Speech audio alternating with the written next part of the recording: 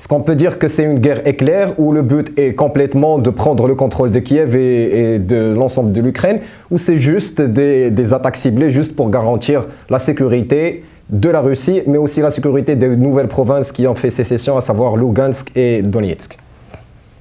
Sincèrement, quelle que soit la pertinence d'un analyste, d'un observateur, d'un politique, sauf ceux qui disposent d'informations dont nous ne disposons pas. Personne ne sait quelle stratégie Poutine pense mener dans cette partie du monde, en Ukraine. Moi, personnellement, je croyais que l'action se limiterait aux deux territoires, au Donbass, la zone de Donbass, en occupant, au pire des cas, deux villes qui sont pour leur importance stratégique, mais pas une invasion totale, parce que moi, sincèrement, je considère que si c'était le cas, c'est une erreur. C'est une erreur parce que, pour la simple raison, que la Russie n'est pas un pays riche. Son PIB, c'est à peine celui d'Espagne, un petit peu à l'Espagne, et inférieur à l'Italie. La Russie connaît une crise interne politique parce qu'il lui-même, il est travaillé entre deux mouvements. Un mouvement ultranationaliste, pire que Poutine, et un mouvement de gauche incarné par l'ancien parti communiste de l'Union soviétique.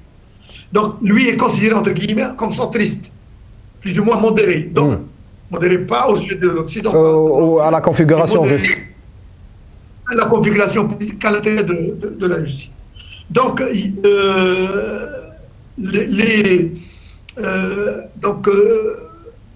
et le pétrole et la vente des armes ne peuvent pas être suffisants pour supporter un conflit. En plus des sanctions qui s'ajoutent. À mon avis, l'encerclement, l'Occident qui risque de se coaliser, ne serait-ce, ils ne vont pas faire la guerre. Mais ce qu'ils vont faire, si jamais l'opération de Poutine est plus vaste et générale et massive, ce qu'ils vont faire, comme ils l'ont fait pour l'Afghanistan entre 1979 et 80, alimenter la rébellion par l'armement. L'armement et un armement sophistiqué pour faire mal à Poutine et à la Russie. Donc, je crois que c'est une erreur. À mon avis, peut-être je peux me tromper, parce qu'il n'a pas le moyen d'une guerre longue. Et il y a une phrase que je cite souvent de Robespierre, c'est que les peuples n'aiment pas les missionnaires armés. Tout le temps, les peuples se sont rebellés contre les missionnaires armés. Ça, c'est une leçon d'histoire. une règle et une leçon d'histoire. Et donc, si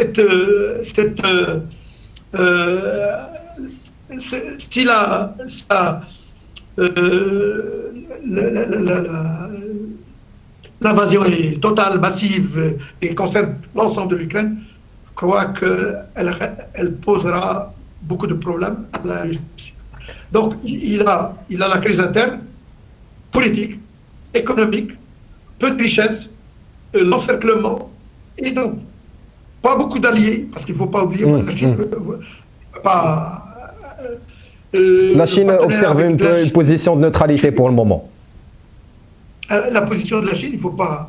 Parce qu'on a souvent parlé d'un axe tripartite, l'Iran, Russie et Chine, mais c'est des puissances qui ont des intérêts différents, qui se trouvent dans des contextes géopolitiques différents, qui peuvent avoir un ennemi commun aujourd'hui, à savoir, il ne faut pas oublier, je vous rappelle un fait. À part un fait, l'histoire, pour pouvoir expliquer et analyser parfois certains faits, il faut revenir à l'histoire.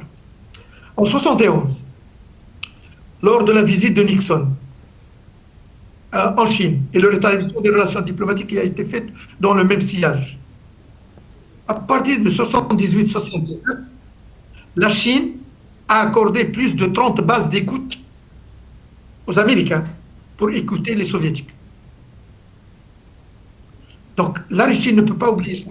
Il ne faut pas se faire d'illusions. La Russie a un autre problème plus grave, un déficit démographique. Vous savez qu'il y a entre 3 à 5 millions de Chinois qui sont installés dans la partie ou la partie extrême Le phare de la S Sibérie. côté de Vladivostok, la mer du Japon. Voilà. Et ils sont, la Russie tolère, ils sont installés illégalement, c'est pas. Et vous voyez un petit peu le problème frontalier, il y a déjà le contentieux entre Chinois et Russes. Donc l'histoire peut jouer. Alors, partenariat actuel entre Chinois et Russes et Iraniens, il est tactique. Important. Il est tactique, voilà.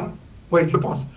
Il est tactique, il peut être stratégique si l'Occident, si l'Europe n'arrive pas à s'autonomiser. Si jamais l'Europe s'autonomisait et avoir une politique, une diplomatie et une puissance militaire autonome, on peut concevoir une configuration